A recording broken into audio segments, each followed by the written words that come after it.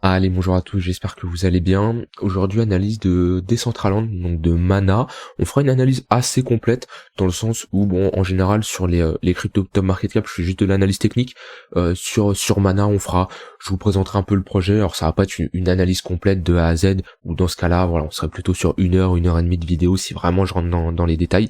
Mais voilà, on va globalement parler du projet, qu'est-ce que c'est. On ira surtout regarder la tokenomics, mais on va pas rentrer dans les détails d'un point de vue analyse fondamentale. Mais on fera une analyse de la tokenomics assez complète et une analyse technique également complète. Donc pour ceux qui connaissent pas Mana, ça va être Decentraland, ça va être une plateforme de réalité virtuelle qui est totalement décentralisée, hein. Donc voilà, ça va être un projet dans le domaine du métaverse qui utilise la blockchain Ethereum, et ça permet aux utilisateurs d'acheter, de vendre, et on va dire de construire des terrains virtuels en utilisant la crypto Mana. Donc la crypto-monnaie Mana, elle va être utilisée comme un moyen d'échange dans l'écosystème Decentraland, hein, donc dans le projet en question.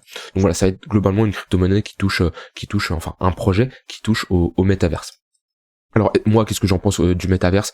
Je pense que ok, ça a comment dire, dans l'avenir, il y a des opportunités à saisir dans le métaverse. Maintenant, je pense que les jetons qui sont sortis actuellement, enfin les jetons, les crypto-monnaies, les projets qui sont sortis actuellement, ça sera pas spécialement eux qui seront les gros projets du métaverse. Mais voilà, pour moi, c'est vraiment un projet long terme, le métaverse. On a le temps avant d'avoir une grosse adoption et que tout le monde en parle, etc., etc. Pour moi, c'est beaucoup trop tôt. Donc voilà, c'était globalement pour recentrer l'utilité du projet. On va faire une analyse technique. Donc globalement, Decentraland, enfin maintenant on est toujours dans une tendance baissière. On a connu un moins 95% qui est pas mal quand même sur une crypto-monnaie. Un moins 95% en général, bon, je vais pas dire c'est un shitcoin, mais c'est vrai qu'on a cassé notre bottom qu'on avait instauré en mai-juin 2021 là. Et bon, la charte est toujours moche dans le sens où voilà, on fait des sommets ici de plus en plus bas. Donc on est toujours dans une dynamique qui est baissière. Donc pour les investisseurs, hein, ceux qui pensent que d'un point de vue analyse fondamentale, analyse tokenomics, etc., ça a une grosse opportunité, et qui pensent que lors du prochain cycle, Mana sera intéressant, on est clairement dans une zone pour accumuler. Voilà, si je mets, on est en dessous de nos 0,886, on est revenu les chercher, on est dans une bonne zone pour faire de l'accumulation. Globalement, sur des, on va dire des cryptos low market cap, hein, des petites cryptos qui prennent cher en général, tout ce qui est en dessous les 0,786, et encore mieux tout ce qui est sur ou en dessous les 0,886, c'est une très bonne zone pour faire de l'accumulation long terme. Maintenant, quelqu'un qui cherche à être dans le sens de la tendance, et ben pour le moment c'est trop tôt pour parler de reprise de dynamique haussière. Voilà, on le voit ici, on est toujours dans ces creux et des sommets de plus en plus bas, et nous ce qu'on veut c'est vraiment une tendance haussière, une structure de marché ici, comme on a fait un W, voire ici encore un W. Voilà, ce qu'on veut c'est, si on fait ça, ok, pourquoi pas, là il y a clairement une opportunité, on structurera quelque chose de bullish, voilà, ou quelque chose, voilà, comme ça, hop. Bref, ce qu'on veut, c'est avoir un sommet majeur qui est cassé, ou une structure d'accumulation de type week-off, ou un W weekly, voire même monthly, hein. Là, on serait plus sur des W monthly pour inverser toute cette tendance baissière, c'est ce qui serait clairement intéressant. D'un point de vue momentum, on n'a pas de divergence baissière sur le momentum, en tout cas en weekly on n'en a pas. En 3 jours on en a une qui est validée depuis un moment, mais en weekly on n'a pas de divergence haussière. Ce qui est assez rare quand même, il y a beaucoup de crypto-monnaies qui ont une divergence haussière en général, mais là on voit qu'on a enfoncé, ce qui nous montre qu'on a toujours un momentum qui est baissier globalement sur Mana. On n'a pas un retour des acheteurs. Ouais, c'est pas, en tout cas le momentum est vraiment pas encourageant sur Mana. D'un point de vue tunnel Vegas, on se fait rejeter actuellement dans notre tunnel un jour. On n'avait jamais été le toucher auparavant. Là il avait fait office de support, on l'a cassé, et là maintenant il fait office de résistance. Donc on va être plutôt sur, on est plus trop sur de l'investissement, on est plutôt sur, ouais, enfin on va être sur du swing trading investissement, dans le sens où si vous cherchez à vous positionner, là on est sur résistance, on est dans une zone où c'est compliqué de se positionner. On le voit que il y avait clairement une opportunité dès qu'on a cassé notre tunnel 4 heures, hein, donc notre tunnel un peu plus court terme. On a vite été chercher notre tunnel daily, et là depuis on fait office de résistance à l'intérieur. Qu'est-ce qu'on structure? Est-ce qu'on structure quelque chose de bearish? Alors c'est pas très joli pour le moment. Alors à voir, on n'a pas de cassure réellement, mais là pour ceux qui aiment bien ce genre de pattern, on aurait une épaule ici, tête, épaule. Elle n'est pas validée si on clôture sous ce niveau-là, ici. Donc globalement la zone des la zone des 0,61$, on aurait une épaule tête épaule inversée, et c'est vrai que ça serait une pattern assez moche, hein. Donc moi en général les épaules tête épaule inversées, hein, c'est juste un V top plus enfin là on n'est pas sur une épaule tête épaule inversée, on est juste sur une épaule tête épaule, donc une pattern baissière. Moi ici je vois juste un V top plus un M, et vu que j'utilise plus les M pour me positionner, que ce soit pour sortir en position, voilà, ici on a quand même une épaule tête épaule, mais c'est juste un V top plus un M. Si on casse ce M, on peut mettre des extensions déjà, hop, de Fibonacci, tac, hop, alors s'il veut bien se mettre, oui, c'est inversé. Ok, donc on aura une target entre nos 1,118 et nos 100% de retracement. On pourrait combler cette zone d'imbalance ici. Tac. Voilà, ici on a une zone d'imbalance, on voit bien, on a des trous dans le volume profile, qui est une zone qu'on pourrait potentiellement venir combler. Et visiblement, on est en confluence avec notre zone de rechargement de short. Ouais, parfaitement. On est globalement dans notre zone de rechargement de short. Donc si on a une cassure de notre épaule tête épaule ici, on aurait de grandes chances de revenir globalement entre les 0,5 centimes et les 0,40 centimes. Voilà, c'est une zone très pertinente où si on a la Smart Money, hein, qui veut maintenir leur creux, c'est-à-dire que admettons ils sont rentrés fortement ici, qui veulent maintenir leur creux, bah c'est dans cette zone qu'ils doivent poser un bottom. Donc c'est clairement compliqué de se positionner ici. Maintenant, pour un trader un peu plus court terme, on est globalement dans un range, ici avec une borne basse au niveau des 62 centimes de dollars et une borne haute au niveau des 80 centimes, donc on peut faire de la stratégie de range, on va tout simplement venir long le support et short la résistance. Voilà, donc si je rajoute des points pivots, on a un point pivot monthly aussi là, qui fait office de support, voilà, on avait un point pivot weekly qui fait office de résistance ici, donc globalement, pour le moment on est dans un range, on peut toujours continuer à faire, on va dire mumuse, hein, entre ce niveau-là, ne jamais se placer au milieu de range, hein, c'est quelque chose que je répète assez souvent, mais c'est là où on a notre volume profile, là où il y a eu plus de développement de prix, voilà, pile en plein milieu du range, placez-vous toujours sur les extrémités. Par contre là, bien sûr, si vous rentrez là-dessus, hein, on joue avec un stop loss, donc on peut se placer, voilà, comme ici on a une cassure de structure, un W weekly, hein, tendance baissière, hop, on arrive sur range, sur le bas du range, et on structure un W weekly, et après on peut mettre le stop loss, voilà, sous ce point pivot weekly ici, soit un précédent creux, à vous de trouver ce qui vous convient le plus. Votre stop loss, vous le mettez pas n'importe où, ça va être votre zone d'invalidation. C'est là où vous dites, ok, si on touche mon stop loss, c'est que pour moi on n'est plus dans un range, on a cassé l'extrémité et c'est pas bon. Moi j'estime que voilà, si admettons ici on avait fait quelque chose comme ça, pour moi il y avait une cassure du range, hein, il y aurait clairement une cassure du range, donc c'était intéressant de mettre un point pivot, un stop loss ici. Maintenant mettre un stop loss trop serré, on peut tout simplement faire ça, réintégrer et on est toujours dans un range. Donc toujours méfiance sur votre stop loss. Votre stop loss c'est votre niveau d'invalidation. Voilà, donc ça c'est surtout ce que je voulais dire d'un point de vue range. Est-ce qu'on a des points pivots yearly qui sont intéressants à parler? Alors, ok, on a presque posé notre bottom sur le point pivot yearly qui était ici. Sinon après on a un point pivot yearly au niveau des 1,3$. Donc si on y retourne, ça sera une zone de résistance intéressante pour prendre des profits. Si on y va là, alors je dis pas qu'on va y aller, hein, parce qu'on en est encore très loin, mais si on y va, ça sera une zone clairement intéressante pour prendre des profits. Pour le moment, voilà, comme je dis, on est dans notre range, on a l'air d'être sur notre premier arrêt de Fibo.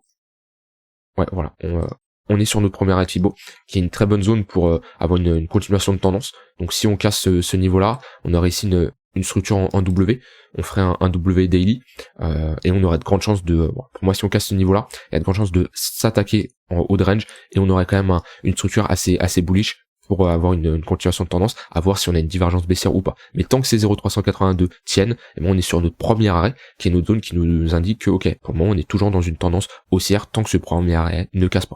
Et pareil, si on casse à la hausse, on peut avoir nos extensions de Fibonacci, qui nous emmènerait entre les 1,118 et les 100% de retracement, et qui nous réintégrerait ce gros range ici qu'on avait instauré, qui serait déjà pas mal parce qu'on irait chercher un sommet quand même assez important. Si on réintègre ce niveau-là et qu'on casse ce précédent sommet, bah ça serait encourageant pour la suite. Maintenant on est toujours sur un V-bottom. Les V-bottom sont souvent amenés à être retestés pour transformer ça en W. Voilà, ici, tac, rebond en V-bottom, et on corrige pour faire un W. Ici pareil, hop, rebond pour transformer ça en W. Donc ça m'étonnerait pas de consolider et avoir une continuation aussi. Après j'ai pas de boule de cristal. Le plus important, comme je vous l'ai montré, c'est de tracer vos zones d'intervention et d'intervenir sur ces zones quand votre setup s'enclenche.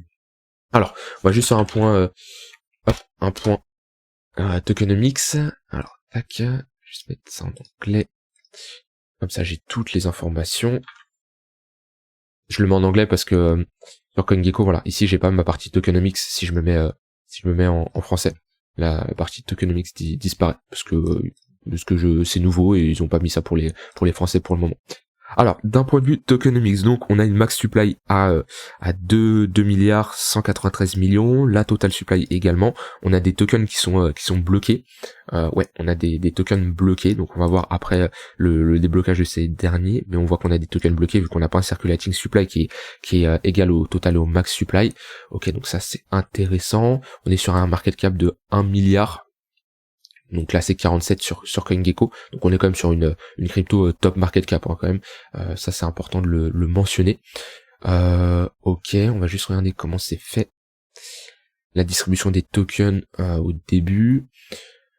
20% pour la team et l'early contributeur. Ok, donc on a une bonne répartition. On n'a pas une répartition trop importante pour l'équipe qui pourrait prendre du 30-40% comme certains projets et s'en mettre plein les poches.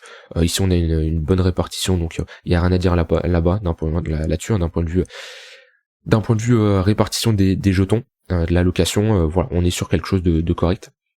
Alors on va aller juste voir comment c'est fait l'émission de jetons auparavant. Donc on va voir tout simplement la distribution. Est-ce qu'on a été sur des déblocages trop importants? Alors ça on peut le voir déjà si je regarde d'un point de vue market cap. Hop, on se met en max ici. Ok, il n'y a pas eu ça va, il n'y a pas eu trop d'émissions de jetons. Ça se voit qu'on a une émission lente. On va regarder plus ça en détail ici. Supply, circulating supply. Pourcentage, ouais, 1,25% sur la première année. Oui, on a une inflation, on a un max supply, donc c'est pas trop l'inflation, mais en gros, on n'a pas une forte émission de jetons. Voilà, ici on voit qu'on est sur un 76% depuis 2019, globalement, donc l'émission est faible. Il n'y a pas des déblocages qui sont trop importants. Il y a des projets, on peut être sur du 300, 400, 500% de jetons, et ça peut un peu niquer le projet, parce que trop de déblocages d'un coup, ça fait une forte pression vendeuse, et ça peut clairement impacter le projet. Mais là, on a, voilà, sur un an, on a 1,25% d'émission de jetons, ce qui est assez fun, assez faible, pardon. On va aller sur token unlock.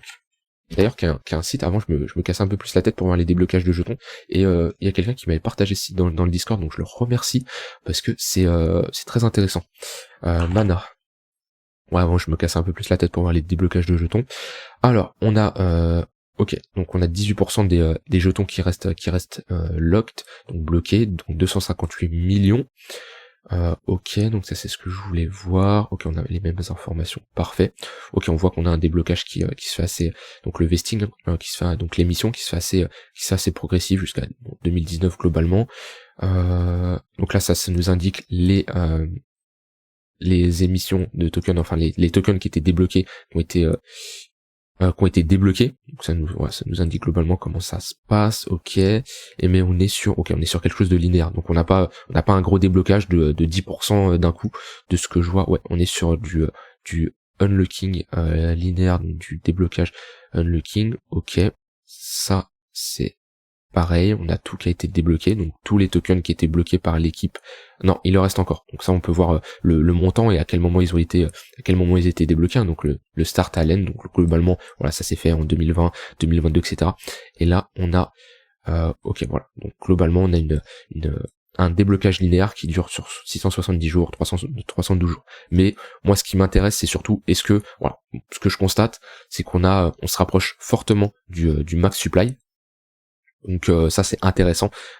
En général, c'est plus intéressant de se placer sur un projet qui a presque tous ces tokens qui sont en circulation et qui a un max supply. Ça évite qu'il y a une vesting, donc une émission de jetons qui est trop importante et qui peut flinguer le projet. Ici en tout cas l'émission est très faible et on a juste l'offre et la demande qui impactent le prix et non pas l'émission du jeton. C'est pas 1,25% qui va clairement impacter le prix. Donc ça c'est intéressant et on est sur quelque chose de linéaire. Donc voilà, on va pas avoir un gros déblocage, par exemple 10% des jetons qui vont être mis d'un coup en circulation.